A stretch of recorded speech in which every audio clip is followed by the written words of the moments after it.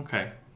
Well, I want to welcome everyone to a very basic intro to Pyramid. So for most of the developers in the room, it may be a lot of redundant information, but for maybe like people who are doing the templates and want to know more about the back end, and then for a refresher on some of the tenets of the Pyramid application framework, I think it'd be good to just kind of review those things. And then we're also going to post this up to the web so that people who may be starting out with Pyramid or interested in what Pyramid's about could find this video and actually dive into it a little deeper. So feel free to ask questions along the way. It should be pretty short, sweet, and to the point. The main part of the presentation is going to be about the main tenets of Pyramid itself. So as you guys know, Pyramid is a Python-based web framework. It does have these basic tenets that they've set out for themselves to attempt to accomplish. So you can kind of see their simplicity, minimalism, documentation. So that means having great documentation, good coverage, speed, reliability. And reliability would be 100% test coverage, for example. And then openness, having a very nice license. It's not GPL licensed, it has a repose license, which is very BSD-like associated with it. So there's very little limitations on the types of applications or types of other code you could use and release in conjunction with a Pyramid app itself. So there's some core concepts I want to cover, and I've got them grouped by categories. Pyramid itself is, like I said, loosely based on Zope, and the things you'll see from Zope, which was the thing that 6VF's most familiar with, is going to be things like the extensibility, the concept of traversal, and the declarative security. The other areas that Pyramid draws from is the Pylons project. Pylons had this concept of routes, and that's now called URL dispatch inside of Pyramid. And then it also has, Pylons had a very non-opinionated view of the world, so you could use any type of templating or persistence layer that you'd like with it. And then it also drew from Django. The views, the way you hook up your views to the routed URLs is very Django-like. And then the level of documentation of Django is something that the Pyramid team was looking to strive towards. So the core concepts we want to go over is, in general, some of the things that we mentioned earlier in the tenets was speed. Pyramid itself wants to be basically the fastest known web framework out there. I think it still holds that title. I don't know if any other ones have come to dismount it from that position, but I think generally Pyramid is known to be very, very fast, especially when we're comparing it to the work we've been doing in Plone. I think you'll notice it's very, very fast and pleasurable to work with. It does support that small and large project scale. One of the things they thought through when building this framework was the fact that you may want to start out small, and so maybe you're using a micro framework just to start, but why would you need to switch your framework later if your project needs to scale out and actually handle more things? So Pyramid can handle single file web apps like a micro framework such as a bottle or a flask, but then it can also do very, very large, complex applications such as the Carl knowledge management tool. They did build in some things for you, so Pyramid does provide you with the sessions and some localization. It does support events and transaction management. But beyond that, it also supports giving you some basics I'll mention later when it comes to how URLs map to either objects or to views inside your system.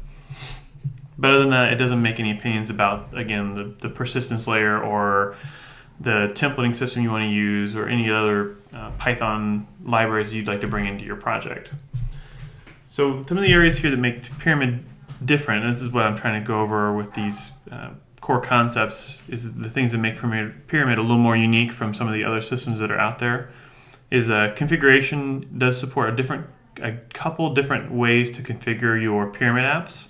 So you can have this imperative configuration, or even you can override the decorator-based configs using imperative configuration. So in that case, you're writing Python code to configure the app itself.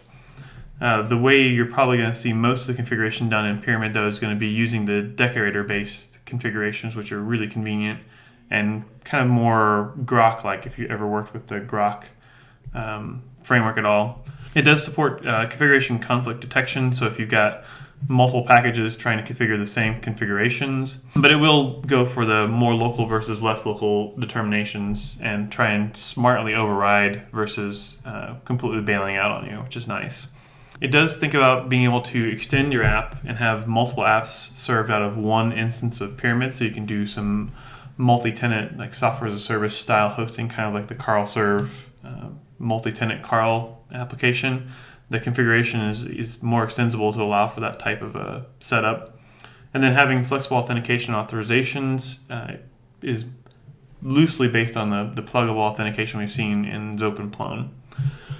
One of the nice tools as a developer, though, is going to be the programmatic introspection of configuration. So you could actually inspect the configuration as part of your view and build things like navigation or portlet boxes, things like that would actually build upon areas that have been configured, for example, as routes inside your app. When it comes to the URLs in Pyramid, we get the ability to generate URLs from the framework itself. So I'll show an example of that in some of the templating and traversal and URL dispatch later. But it's very easy to actually call into the application and ask it to generate URLs so that as you build your app and you deploy in various locations, it won't break those URLs. And then you can also generate URLs to static resources that are either hosted inside of the Pyramid app or hosted in your static web server. Now, it also supports the two types of URL dispatch, which is based on the routes, and then traversal, which is something we've been more familiar with in the Zope world. Is when you use traversal, you have a graph of objects and you just traverse down through those objects, and then views get mapped to the objects based on the type of object they are and where that object lives in that object tree. When you map your views in Pyramid onto your either URL dispatch or your Python code, they can be any kind of a callable. So a view can be anything as simple as just a function declaration, or it could be a class or even an instance. As long as it's callable, it can be used as a view inside the Pyramid system. Renderer-based views, which are ones that specify, in the case of like the Chameleon templating engine, they can specify a renderer, which would be a page template, a ZPT file that would actually handle the rendering of that function or that class. Can actually return just simple dictionaries instead of having to return a web like response or some kind of a custom object that would be consumed by the framework to build that view up. So it makes it very easy. It just uses the built-in dictionary, Python data type, which is very simple to work with. You can actually support multiple views per routes. So depending on various conditions, a single route can display different views based on maybe even HTTP headers or whether it's a get or a post or a put. So supporting things like JSON views and things like that can be done right from the built-in view system. And then you can build response adapters. So if you actually wanted to just return a plain Python string, or if you wanted to return a tuple as part of your view, you can actually configure via the configuration mechanisms what type of view adapter or how that gets turned into a response and sent back to the page or to the web browser. So those response adapters, I have not seen them used in practice much, but if you did have a simple use case where you needed to basically have a function that returned a string and needed to know how to render that into the page, you can use those response adapters to do that. Pyramid was designed with extensibility in mind. They have the first point here. It's kind of hard to wrap your head around unless you're actually doing this, but the flexibility for deployments into multiple environments. There's no global, you'd have to read up on this one in the documentation, but basically this concept of no singletons makes it easy to do that multi-tenant web applications inside of Pyramid itself. In addition, Pyramid has been designed to allow you to compose multiple Python packages into one Pyramid app and have them all look the same. You may see the word tweens mentioned in the documentation, and basically that's just like what WSGI middleware was, but instead of running inside of the WSGI server itself as like a pipeline that you'd send requests down through, the WSGI middleware actually runs in the context of that Pyramid application itself, so it has access to the existing configuration and data that's inside that pyramid app versus having to pass it around in the request and the response objects as part of the WSGI. So I know there's a lot of talking there and a bunch of text to get started, but as a quick start, I wanted to just show you guys what is pretty much the world's smallest pyramid app. 14 lines, and then actually we have a running Hello World pyramid app, single file web application. So if I go over to our terminal here, I have that app basically loaded up here, ready to roll, so we can try it out. And if we just run Python hello, you won't see much happening there, but if we go over to here and go to localhost 8080/hello sixties, it basically returns hello sixties.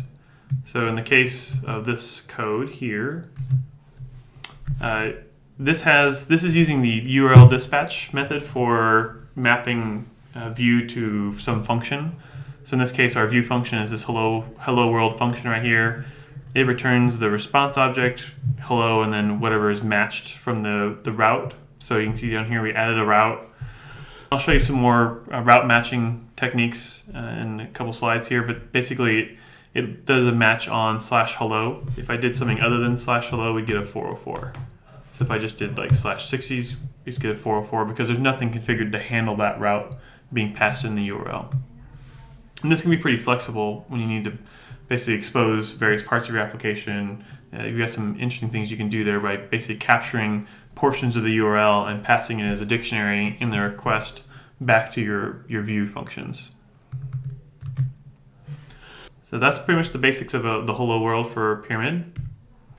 And so that's just the beginning. There's lots and lots of things you can do. That's kind of the more micro framework view of Pyramid. But if we look at ways we can actually build more robust applications, there are ways you can actually generate your own applications. Out of the box, Pyramid comes with what are called scaffolds. And these are the three that come out of the box, which is the starter, the Alchemy scaffold, which is based on a SQL Alchemy persistence layer, and the ZODB scaffold, which is using the ZODB as its persistence layer. Then we at 6 Feet Up have built our own, thanks to some of the work of Nolan and Clayton, put it into 60 scale. We can actually have some more options for using build out and actually providing various instances for all the various environments, development environments, production environments, staging environments, and your local environments. So there's many different options there if you actually download and use the 60 scale way of generating a real Pyramid project. The scaffolds will generate a single egg that's ready to run with a kind of a command line simpleness, but the 60 scale build outs are going to give you a full build out with your applications egg in the source directory and all the standard stuff we're kind of used to from the build out world. So again, Pyramid doesn't make any choices for you when it comes to templating. Out of the box, it comes with two templating engines ready for you to use. The Chameleon, which is more the default one I think most people are going to use with Pyramid, which is based on Zope page templates. And then the Mako templates, which were what were originally in pylons and are still usable in the default Pyramid application. So it's just showing a couple examples of how you configure a view for ZPTs versus how you attach a view or a template to your view for Mako. The view config up here, you'll see it's using a relative path definition to the the page template itself. So that'll be in it'll be relative to where this module itself lives. So sample view lives inside of a Python file. In that same directory will be a templates directory with a foo.pt inside of it. And this just handles hooking that up as the renderer of this dictionary of information. So this dictionary would be passed in the view to the foo page template there. Mako is a little bit different. It doesn't support the same relative association like the Chameleon templates do. You actually have to specify in the initial configuration where your Mako templates live, and then from there you can basically just put in the file name of the Mako template you want. But you have to do some initial configuration of where your Mako templates live before you can actually use them inside of Pyramid. There's a support for Jinja 2 through the Pyramid under Jinja 2 package.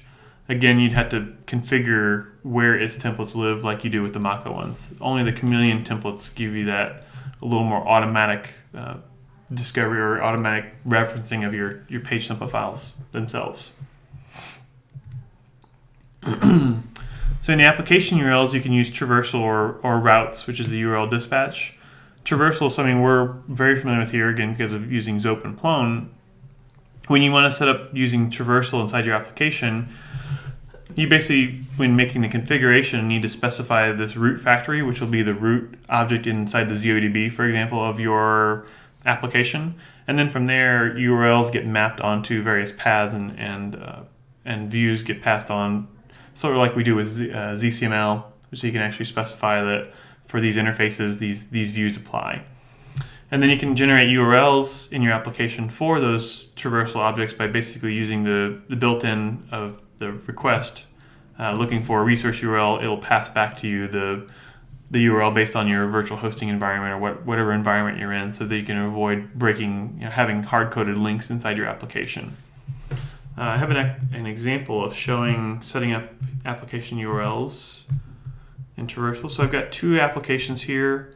One of these is the quick mobile app backend we did for HCMS. And this one you can see here we've got a root factory that does a connection to our ZODB backend. And then down inside of the configuration here, we'll specify that as, where's it at? Here it is. We specify the root factory, passing in that function, and from there it now knows how to do traversal across those objects that are inside the ZODB. It is actually possible to combine the two techniques together. You can do route-based matching and traversal-based matching. There's a page on it in the documentation that's very specific about it. The route-based matching, which is a little more familiar to people who have come from the Django world or from using pylons, the predecessor to Pyramid. Routes allow you to configure URL matches and have those get automatically routed to a specific piece of view code. So you can see down here we've got a route being added for my route with a / prefix, and then it captures the next two path elements, sticks them into a dictionary with the key being 1 and the next key being 2, and then the values being whatever was put into the URL bar. So those get passed back into your view as part of the requests that you can then use inside your view code to make decisions or to do configuration or whatever you need to use it for. The second example down here is it's doing a capture, or like a remainder capture at the end.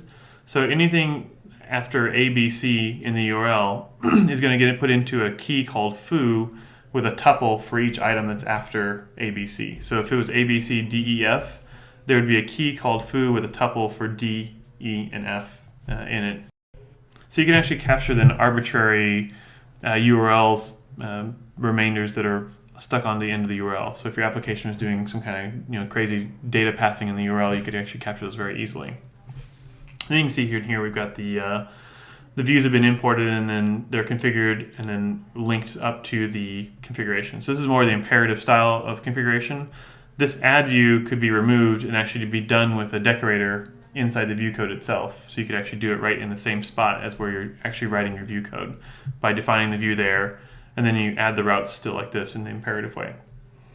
Then generating URLs for these routes or URL dispatch-based URLs is basically similar to what we did with the traversal one. There's a built-in method for route URLs, passing it in the view name, and then the various paths that would be passed in as part of the keys. You can pass those in as well as arguments, and then it'll give you back the correctly rendered URL for whatever environment you're in. And as far as persistence goes, we can use ZODB like I'd shown in that first example, or we can use SQL Alchemy. I was going to show a couple of those examples here. So in this first one I had already mentioned, we were using ZODB as the backend data store for this application itself. So all we had to do was configure a root factory, and then from there inside of our views, we'll do our storage of our data inside of here. So if I look at like an edit view, for example,